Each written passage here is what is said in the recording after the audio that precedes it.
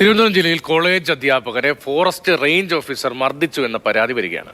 Peringamala Iqbal training college അധ്യാപകൻ A ബൈജുവിനാണ് മർദ്ദനമേറ്റത്. Palode forest range ഓഫീസറിനെതിരെയാണ് അധ്യാപകൻ പരാതി നൽകിയിരിക്കുന്നത്. ഈ സംഭവം ഉണ്ടായ പാങ്ങോടിന് തൊട്ടടുത്ത സ്ഥലമാണ്. പാങ്ങോട് കഴിഞ്ഞ് പാലോടേക്ക് പോകുന്ന ആ ഭാഗത്താണ് ഈ സംഭവം ഉണ്ടായത്.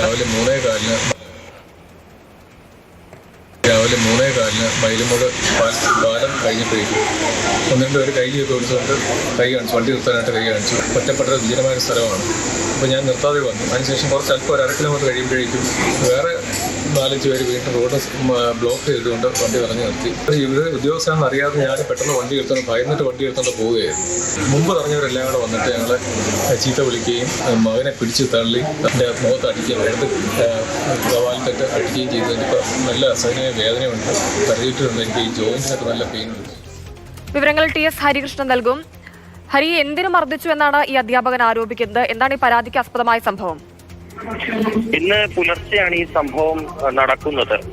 തിരുവനന്തപുരത്തെ പെരിങ്ങമലയിലെ ഇക്ബാൽ ട്രെയിനിംഗ് കോളേജിലെ അധ്യാപകനായ ബൈജു, അദ്ദേഹം ഇന്ന് പുലർച്ചെ കോഴിക്കോട് നിന്ന് വരികയായിരുന്നു. മൈലമൂട് വനത്തിന് സമീപത്ത് വെച്ച് വാഹനത്തിന് കൈ കാണിക്കുകയായിരുന്നു ഈ റേഞ്ച് ഓഫീസറായ സുധീഷ്. പാലോട് റേഞ്ച് ഓഫീസറായ സുധീഷാണ് വാഹനത്തിന് കൈ കാണിച്ചത്. ഈ സുധീഷ് സിവിൽ ഡ്രസ്സിലായിരുന്നു. അതുകൊണ്ട് തന്നെ യൂണിഫോമിലല്ലാത്തത് കൊണ്ട് ഈ ബൈജു വാഹനം നിർത്തിയിരുന്നില്ല, സംശയമായതുകൊണ്ട്. വണ്ടി നിർത്താതെ പോവുകയായിരുന്നു. അതിനുശേഷം ഗാർഡ് സ്റ്റേഷൻ റേഞ്ച് ഓഫീസിന് മുന്നിൽ വെച്ച് യൂണിഫോമിലിട്ട ഒരു ഗാർഡ് ഈ വാഹനത്തിന് നേരെ കൈ കാണിക്കുകയും ചെയ്തു. ആ സമയത്ത് പിന്നാലെ ഈ നമ്മുടെ റേഞ്ച് ഓഫീസറും അവിടെ എത്തുകയുണ്ടായി. ആ സമയത്ത് ഒരു വാക്കുതർക്കം ഉണ്ടായി. അതോടൊപ്പം തന്നെ ബൈജുവിനെയും ഒപ്പം തന്നെ ഈ വാഹനത്തെയും സ്റ്റേഷനിലേക്ക് കൊണ്ടുപോവുകയും ചെയ്തു. സ്റ്റേഷനിൽ വെച്ചാണ് ഇദ്ദേഹത്തെ മർദ്ദിക്കുകയും അസഭ്യം പറയുകയും ചെയ്തു എന്ന പരാതി പാലോട് പോലീസിൽ ലഭിച്ചിരിക്കുന്നത്.